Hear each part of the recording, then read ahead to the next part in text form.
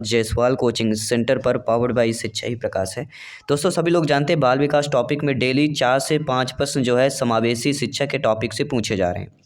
तो समावेशी शिक्षा के टॉपिक से हम टॉप 30 क्वेश्चंस लेकर आए हैं जो आपके 4 से 5 नंबर आपके बड़े आसानी से कर देंगे। और अभी तक जितना पेपर हुआ है ये इन्हीं प्रश्नों को पूछा जा रहा है।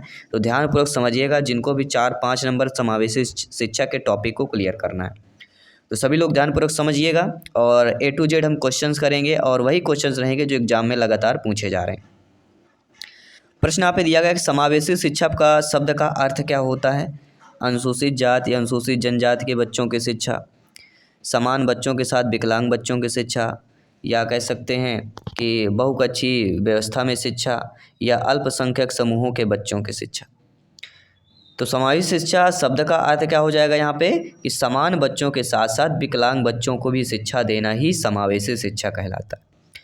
ये प्रश्न आ चुका है अभी एग्जाम में, ध्यान रखिएगा, ठीक है। इसके बाद अगला प्रश्न है कि शिक्षा जो है, शिक्षा की विषय वस्तु बोध होता है, किससे होता है। शिक्षण का, प्रशिक्षण का, अनुदेशन का, या इन सभी का। ये संभावित प्रश्न है। शिक्षा के विषय वस्तु से क्या बोध होता है, तो शिक्षण का भी होता है, प्रशिक्षण का भी होता है और अनुदेशन का भी होता है। अर्थात उपरोक्त सभी जो डी ऑप्शन दिया गया है वह आप लोगों का सही हो जाएगा। अगला कि समावेशी शिक्षा की व्यवस्था की जाती है समान बालकों हेतु, विशिष्ट बालकों हेतु, दोनों के, या किसी के लिए नहीं की जाती। तो मेरे प्यारे शिक्षक बंधु, आप सभी लोग जानते समझते हैं, ज्ञानी सर्व व्याख्याता लोग हैं कि समावेशी शिक्षा की जो व्यवस्था की जाती है वह आपके दोनों प्रकार से होती है। अर्थात समान बालकों के लिए भी होती है और विशिष्ट बालकों के लिए भी होती है। तो थर्ड वाला ऑप्शन यहाँ पे कार्डियन क्वेश्चन सही हो जाएगा। सभी कमेंट कीजिएगा मेरे प्यारे प्यारे भाइयों की, प्यारी प्यारी बहनें, गृहिणी जिनका सपना अध्यापक अध्यापिका बना, शिक्षक बनना, बाकी सभी के प्रैक्टिस पेपर प्रैक्टिस सेट चल रहे हैं, सभी लोग ज्वाइन कीजिए। वर्ग 3 पात्रता परीक्षा 2024 प्लेलिस्ट बना दिया गया है, जो आपके 100 से अधिक आपको प्रैक्टिस सेट वहाँ पे मिल जाएंगे, जो सभी सब्जेक्ट से रिलेटेड रहेंगे। मॉडल पेपर रहेगा, मॉडल पेपर रहेंगे, अभ्यास प्रश्न पत्र रहेगा। साथियों अगला प्रश्न है कि विशिष्ट शिक्षा की जो व्यवस्था है वह की जाती है प्रतिभाशाली बालकों के लिए, बाधित बालकों के लिए, असमर्थ के लिए, या इन सभी के लिए। ये समावेशी शिक्षा से ही संबंधित है। तो विशिष्ट शिक्षा की जो व्यवस्था की जाती है, प्रतिभाशाली बालक भी आते हैं, बाधित भी आते हैं और असमर्थी बालक भी आते हैं, यानी ये सभी होते हैं। समावेशी मतलब सभी को समान शिक्षा का अधिकार। समावेशी कक्षा में पढ़ाना शिक्षकों के लिए एक चुनौती है और इसमें जो है निश्चित रूप से दक्षता की आवश्यकता होती है। तो शिक्षक के से रिलेटेड भी ये प्रश्न पूछा जा सकता है। विशिष्ट शिक्षा के लिए क्या आवश्यकता होती है, डॉक्टरों की, मनोवैज्ञानिकों की, विशिष्ट शिक्षकों की, या इन सभी की। सभी लोग बताइए। अब ध्यानपूर्वक समझिएगा, ये भटकाने वाला प्रश्न है, संभावित प्रश्न है। तो विशिष्ट शिक्षा के लिए आवश्यकता किसके लिए होती है। अब बोलेंगे कहीं ना कहीं शिक्षा की बात हो रही तो विशिष्ट शिक्षकों की यहाँ पे होगी। तो अगर विशिष्ट शिक्षा देना है तो विशिष्ट शिक्षा के लिए स्वास्थ्य के लिए डॉक्टर की ज़रूरत है, मनोवैज्ञानिकों की भी रहती है, विशिष्ट शिक्षकों की रहती है। अर्थात इन सभी वाला ऑप्शन हो जाएगा। इन सभी वाला क्यों ऑप्शन हो, क्योंकि मनोवैज्ञानिक विशिष्ट ये तो दोनों सही हैं और तीसरा भी आपका सार्थक तर्क होता है, क्योंकि समावेशी शिक्षा की बात करेंगे तो डॉक्टरों की भी अगर विशिष्ट शिक्षा के लिए अगर आवश्यकता होती है तो चिकित्सक सहायता भी यहाँ पे दिया जाता है। अगला राष्ट्रीय साक्षरता मिशन के संबंध में निम्नलिखित कथनों पर विचार करना है। तो राष्ट्रीय साक्षरता मिशन में हमारे कथन क्या दिए गए हैं कि भारत सरकार द्वारा मई 1975 में राष्ट्रीय साक्षरता मिशन की शुरुआत की गई। NLM का लक्ष्य समूह 15 से 35 वर्ष के बीच लोग हैं। अब देखिए यहाँ पे राष्ट्रीय साक्षरता मिशन के अंतर्गत हम देखें तो राष्ट्रीय साक्षरता मिशन के अंतर्गत जो विचार है हमारा केवल यहाँ पे कौन सा सही होगा, तो राष्ट्रीय साक्षरता में यह है कि NLM लक्ष्य समूह में 15 से 35 वर्ष के बीच लोग यहाँ पे किया गया है। क्यों है, क्योंकि अब इस अभियान के 3 योजनाएं होती हैं। TLP होता है जिसे कुल साक्षरता कार्यक्रम कहते हैं, PLP होता है पोस्ट साक्षरता कार्यक्रम, और CEP सतत शिक्षा कार्यक्रम। जो आपके एग्जाम में आएंगे इन तीनों से आएगा। कुल साक्षरता से आ सकता है, पोस्ट से आ सकता है, या सतत से पूछा जा सकता है। तो ध्यानपूर्वक समझना है। यह प्रश्न जो MP टेट 2022 में आया हुआ था कि दिव्यांग छात्रों के लिए समावेशी शिक्षा में अंतर्निहित एक महत्वपूर्ण दार्शनिक सिद्धांत है, यथार्थवाद, आत्मसातकरण, मानकीकरण या समायोजन हो जाएगा। तो दिव्यांग छात्रों के लिए समावेशी शिक्षा के अंदर निहित जो हमारा महत्वपूर्ण दार्शनिक सिद्धांत होता है वह होता है कौन सा? समायोजन होता है। क्या होगा यहाँ पे? समायोजन इज द राइट आंसर हो जाएगा। समावेशी शिक्षा का अर्थ क्या होता है अगर एग्जाम में आता है? तो स्कूल के या विद्यालय के सभी बच्चों के लिए शिक्षा समावेशी शिक्षा का अर्थ होता है, सभी बच्चों को शिक्षा। एक शिक्षक के रूप में आप एक समावेशी कक्षा में किस प्रकार की रणनीति पालन कर सकते हैं? प्रश्न पूछा जा सकता है। तो सहकर्मी भी होगा, सहकारी भी होगा और सहयोगात्मक भी होगा, सभी प्रकार से आपके पूछे जा सकते हैं। अगला है कि समावेशी शिक्षा का सर्वप्रथम विकास हुआ है कनाडा, यूरोप, भारत में, चीन में। तो अमेरिका और कनाडा माना जाता है सर्वप्रथम अगर विकास की बात करते हैं। जी हाँ साथियों, समावेशी शिक्षा की ऐतिहासिक जड़ें कनाडा और अमेरिका से जुड़ी हुई हैं और भारत में समावेशी शिक्षा के विकास में अहम कदम उठाए गए हैं।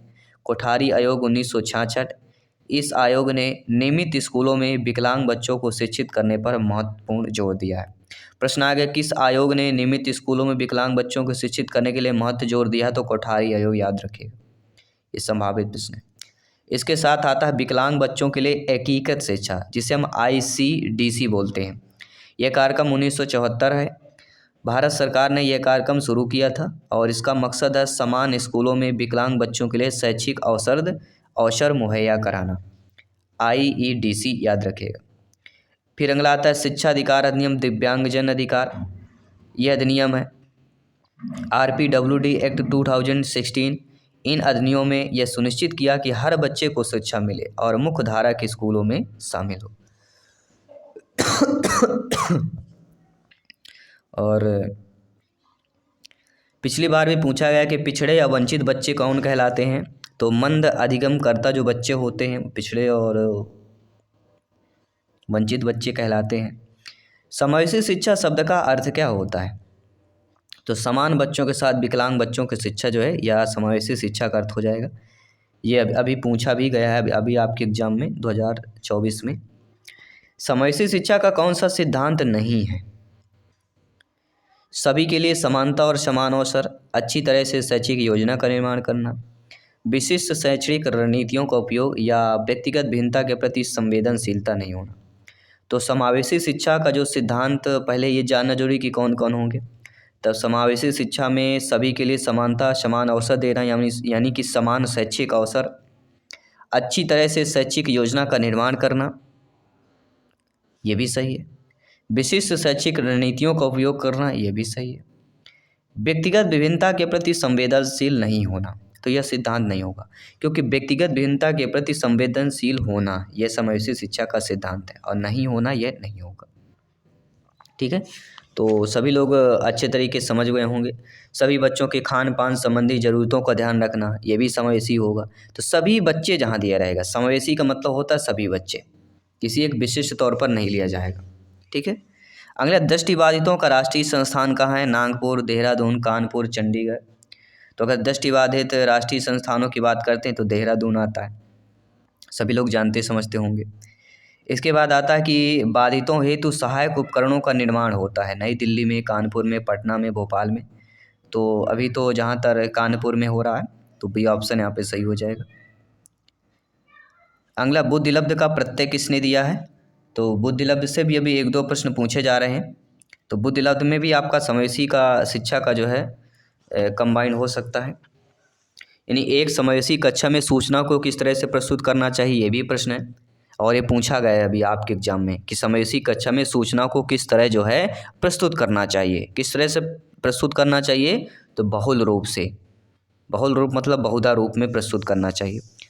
और एक प्रश्न आया हुआ कि समावेशी शिक्षा के लिए आवश्यक क्या होता है? तो समावेशी शिक्षा के लिए आवश्यक होता है क्या? लचीला शिक्षा शास्त्र, ध्यान रखिएगा। ये सभी टॉपिक हैं जो आपके एग्जाम में पूछे जाते हैं, सभी को ध्यान रखना है। और समावेशी शिक्षा में स्कूलों में समान व विविधता वाले बच्चों को कैसा सहिष्णुता के उच्च स्तर पर रखना, ये भी आपको इम्पोर्टेंट क्वेश्चन है। अगला कि राष्ट्रीय पुनर्वास परिषद का मुख्यालय कहाँ पर है? तो नई दिल्ली पर है, सभी लोग नोट कर लीजिएगा, माइंड के मेमोरी में सेव कर लीजिएगा। अगला जो प्रश्न है कि मानसिक मंदित बालकों की पहचान का आधार क्या होता है? तो शैक्षिक उपलब्धियाँ होती हैं, ये आपको ध्यान देना है। अगला आता है कि प्रतिभाशाली बालकों की पहचान का मानदंड कैसा होता है, शैक्षिक उपलब्धि, बुद्धिलब्धि, समायोजन या ये सभी। देखिए जो प्रतिभाशाली बालक होते हैं उनकी पहचान का जो मानदंड होता है वह बुद्धिलब्धि यानी आईक्यू के आधार पर ही हम बालकों की कैटेगरी बता सकते हैं। प्रतिभाशाली बालक है, सामान्य बालक है, कैसा है, किसके अकॉर्डिंग, आईक्यू के अकॉर्डिंग बता सकते हैं। अगला मानसिक मंदित का मुख्य कारण क्या होता है, वंशानुक्रम, वातावरण, दोनों या दोनों नहीं। देखिए मानसिक मंदित का कारण सभी लोग जानते हैं वंशानुक्रम भी होता है, हमारे जो जीन्स है, माता पिता है, और वातावरण भी होता है, हम जहाँ पे रह रहे हैं, दोनों चीज़ें इंपॉर्टेंट है। तो राष्ट्रीय देश के विकलांग संस्थान देहरादून में है, ये आपके समावेशी शिक्षा का ही टॉपिक है। और 16 दिसंबर याद रखिएगा, 16 दिसंबर 2016 दिव्यांगजन अधिकार अधिनियम कब पारित हुआ था, तो 16 दिसंबर 2016 का हुआ था।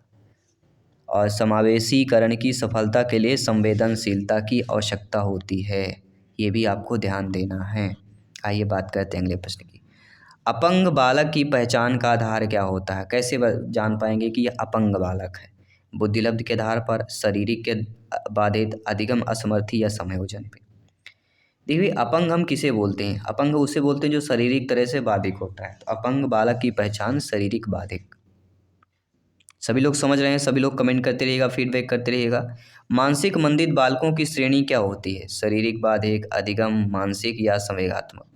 तो प्रश्न पर ही उत्तर दिया गया है मानसिक मंदित, तो कहीं मानसिक बाधित कहला जाएगा। ठीक है, तो कन्फ्यूजन बिल्कुल नहीं होना है, ध्यानपूर्वक समझते जाना है। और समावेशी शिक्षकों को जो है समग्र रूप से समावेशी शिक्षा के प्रति आपको रवैया कैसा रखना चाहिए, प्रश्न आ सकता है कि शिक्षकों को समग्र रूप से समावेशी शिक्षा के प्रति कैसा रवैया रखना चाहिए। तो कैसा रवैया आप रखेंगे, समावेशी कक्षा है तो आपको क्या करना है, सकारात्मक रवैया रखना है। एग्जाम में अगर प्रश्न आता है कैसा रवैया रखना है, सकारात्मक रवैया रखना है। और विशिष्ट बालक कैसे होते हैं, प्रतिभाशाली भी होंगे, मंदबुद्धि बालक भी होंगे, बाधित बालक भी होंगे, यानी ये सभी बालों को विशिष्ट बालक की श्रेणी में रखा जाता है। कभी कभी आप सोच लेते हैं कि प्रतिभाशाली बालक को ही विशिष्ट बालक में रखेंगे, नहीं, विशिष्ट बालक मंदबुद्धि बालक भी हो सकते हैं, बाधित भी हो सकते हैं, प्रतिभाशालक भी होते हैं। क्योंकि विशिष्ट बालक चिन्हित होता है, तो मंदबुद्धि बालकों को भी हमें इन्हें भी विशिष्ट बालक के पहचानना है, इनको अच्छे तरीके से ध्यान देना, तो उनको विशिष्ट बालक की कैटेगरी भी आ जाएगी। ठीक है, और विशिष्ट बालक का संबंध होता है बुद्धि स्तर, निष्पत्ति, आर्थिक या सामाजिक स्तर पर होता है। तो विशिष्ट बालक का जो संबंध होता है वह आपके बुद्धि स्तर पर होता है। First option is the right answer. अगला, सर्वप्रथम बुद्धिलब्धि के मापन के जन्मदाता कौन रहे हैं, टर्मन, फ्रांसिस गाल्टिन, बर्ट या स्पीयरमैन। तो सर्वप्रथम अगर बुद्धि मापन के जन्मदाता की बात करते हैं तो फ्रांसिस गाल्टन आ जाएगा। ठीक है, याद रखिएगा। और समावेशी शिक्षा के जो प्रमुख प्राथमिकताएं हैं वो भी ध्यान देना है कि विकलांगता के संबंध में उनके दृष्टिकोण मूल्यों को उचित दिशा दें। ठीक है, उन्हें विकलांगता के क्षेत्र में जानकारी देना, परिवार के भागीदारी, लचीला पाठ्यक्रम होना। ठीक है, समावेशी शिक्षा में स्कूलों में समान व विविधता वाले बच्चों को सहिष्णुता को उच्च स्तर पर रखना, ये बता ही चुके हैं, ये पिछले ईयर 2022 में पूछा गया था। और शिक्षकों के लिए किन किन क्षमताओं की आवश्यकता होती है विशिष्ट बालक, ये भी आ सकता है। तो शिक्षकों के लिए क्या आवश्यकता होगी, किन क्षमताओं की, समस्या समाधान की योग्यता होनी चाहिए शिक्षकों को, बच्चों की आवश्यकता की पहचान और अवलोकन करने की कौशल की योग्यता होनी चाहिए। ठीक है, तो इन चीज़ों पर फोकस करना है सभी को।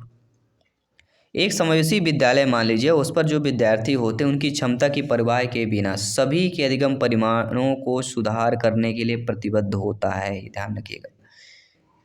और समावेशी शिक्षा से तात्पर्य शिक्षण का एक विशिष्ट तरीका जिससे सभी बालक सीख सके। समावेशी शिक्षा से तात्पर्य क्या होता है कि शिक्षण के एक विशिष्ट तरीका है यह कि जिससे सभी बालक सीख सके, याद रखिएगा। तो यहाँ पे हमारा सर्वप्रथम बुद्धिलब्धि मापन के जन्मदाता फ्रांसिस गाल्टन की बात करते हैं। अक्सर प्रश्न आता है कि विशिष्ट बालकों से तात्पर्य क्या होता है, प्रतिभाशाली, सृजनात्मक बालक, उच्च लब्धि बालक, ये सभी। तो विशिष्ट बालक मैंने बताया ना, सभी बालक आ जाएंगे, यानी कि फोर्थ ऑप्शन सही होगा। सभी लोग समझ गए अच्छे तरीके से। अगला प्रश्न आइए ध्यानपूर्वक देखते हैं। पिछली बार जो है आपके एग्जाम में एक प्रश्न पूछा गया था, मेरे को ध्यान आ गया, पिछली बार बहुत इंपॉर्टेंट प्रश्न था कि महात्मा गांधी ने शिक्षा में उचित प्रशिक्षण के लिए प्रतिभा को स्थान नहीं दिया था, याद रखिएगा। प्रश्न, किस शिक्षा शास्त्री ने उचित प्रशिक्षण के लिए प्रतिभा को स्थान नहीं दिया? तो महात्मा गांधी जी। ये 2022 में आया था। और आचार्य विनोबा भावे के बारे में आया था कि बालक को दैनिक जीवन के अनुभवों से लाभ उठाने में सक्षम बनाना है। किसने कहा है? आचार्य विनोबा भावे के अनुसार कि बालक को दैनिक जीवन के अनुभवों से लाभ उठाने में सक्षम बनाना। और महात्मा गांधी के अनुसार शिक्षा के मूलभूत उद्देश्यों में एक स्वस्थ चरित्र का विकास करना। तो मूलभूत उद्देश्यों में स्वस्थ चरित्र का विकास करने में आपके महात्मा गांधी जी आ जाते हैं। और बालक को दैनिक जीवन के अनुभवों को लाभ उठाने में सक्षम, तो आचार्य विनोबा भावे जी। ये दो हैं परिभाषाएं आपके समावेशी शिक्षा की जो पूछी जा सकती है। और टर्मन के अनुसार विशिष्ट बालक के ये सभी हो जाएंगे, आप लोग सभी लोग समझ गए होंगे। इसके बाद है कि प्रतिभाशाली बालक की समस्या क्या क्या होती है? परिवार में संयोजन, विद्यालय में संयोजन, सबसे अच्छे ऑनलाइन कोर्स, समाज में संयोजन, यह सभी। तो प्रतिभाशाली बालक की समस्या जो होती है, परिवार में भी संयोजन करना पड़ता है, विद्यालय में संयोजन, सबसे अच्छे ऑनलाइन कोर्स का भी संयोजन। अब आप लोगों के मन में हो ना कि सबसे अच्छा मुझे नोट्स मिल जाए, कोर्स मिल जाए जिससे बिल्कुल मैं अच्छे अंक प्राप्त करूँ, ये भी एक समस्या होती है, ध्यान रखिएगा। समाज में भी संयोजन हो जाएगा। तो ये सभी समस्याएं जो है प्रतिभाशाली बालक की होती हैं। अगला, प्रतिभाशाली की विशेषता क्या होती है? मौलिक चिंतन, अधिक बोधगम्यता की शक्ति, शब्द भंडार अधिक, या ये सभी होंगे।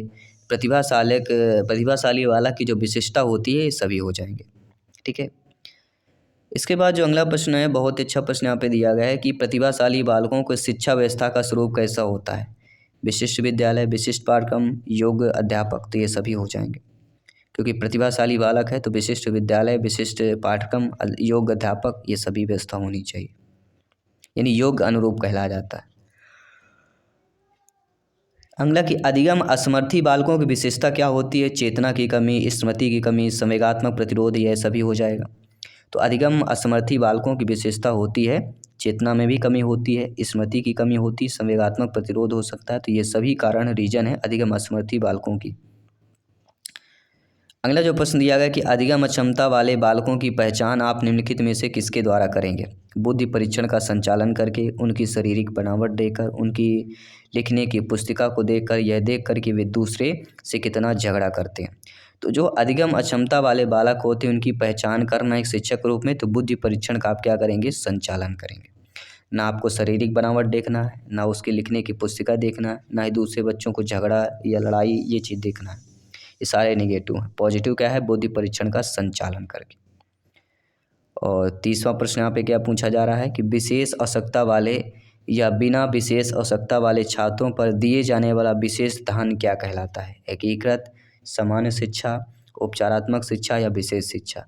देखिए, जो विशेष आवश्यकता वाले या बिना विशेष आवश्यकता वाले छात्र होते हैं, इन पर जो छात्रों पर जो दिए जाने वाला विशेष ध्यान होता है वह आपका उपचारात्मक शिक्षा कहलाता है। और उपचारात्मक शिक्षा से एक प्रश्न पूछा जाएगा, ये ध्यान रखिएगा, गांठ बांध लीजिएगा, ठीक है। तो सभी लोग समझ रहे हैं अच्छे तरीके से। बाकी सभी प्रैक्टिस सेट पर चलना, ज्वाइन कीजिए, प्रिपरेशन को मजबूत कीजिए और 101% एग्जाम को फतेह कीजिए। धन्यवाद सभी को भी बताएंगे। और तो सही मार्गदर्शन आपको मिलने वाला है जिनका कल एग्ज़ाम है। तो बहुत ही सिंपल साधारण से समझना है, वीडियो को अंत तक समझना है। पहले हम बात करेंगे बाल विकास की, जो सबसे ज़्यादा घबराने वाली बात होती है यहाँ पे बाल विकास के चैप्टर में। तो बाल विकास के चैप्टर में 22nd शिफ्ट की बात करेंगे। बाल विकास की अवस्था से 3 प्रश्न पूछे गए हैं और हम प्रत्येक क्लास प्रैक्टिस भी बताए थे कि अवस्था से 4 से 5 प्रश्न पूछे जाएंगे। तो इस बार 3 प्रश्न आए हुए थे और पिछले बार फर्स्ट शिफ्ट में भी 3-4 प्रश्न पूछे गए थे। तो अवस्था से बाल्यावस्था, किशोरावस्था और शैशवावस्था, इन 3 अवस्थाओं से प्रश्न पूछे रहे हैं। इनके क्रमवाही प्रश्न पूछा जा रहा है। तीनों अवस्थाओं को ध्यानपूर्वक समझना है। और इसके साथ साथ बाल विकास में एक मनोविज्ञान की पुस्तक से संबंधित प्रश्न आया हुआ है और अधिगम से रिलेटेड 4 प्रश्न आए हुए हैं। तो अधिगम का चैप्टर बहुत इंपॉर्टेंट है। एक व्यक्तित्व से प्रश्न आया, जैसा हमने प्रैक्टिस सेट बताया कि व्यक्तित्व से प्रश्न आएगा ही आएगा, अधिगम से प्रश्न आएगा ही आएगा, विकास की अवस्थाओं से प्रश्न आएगा, A to Z वही आ रहा है। जीन प्याजे जी से एक प्रश्न आया हुआ है। परिभाषा इस बार एक पूछी गई है। जी हाँ, किसी मनोविज्ञान की एक परिभाषा पूछी गई है। गिट्स व अन्य का कथन है जो, वो वाला पूछा गया था। समावेशी शिक्षा से फर्स्ट शिफ्ट में 4 प्रश्न आए थे, इस बार 2 ही प्रश्न आए हैं। और न्यू एजुकेशन पॉलिसी है जो राष्ट्रीय शिक्षा नीति 2020 में आई, 2022 में लागू हुई, इससे एक प्रश्न आया हुआ है। तो ये बाल विकास के थे, जो लगभग जो हम प्रैक्टिस सेट करा रहे हैं लगभग उसी लेवल के प्रश्न आए हैं। और प्रीवियस ईयर में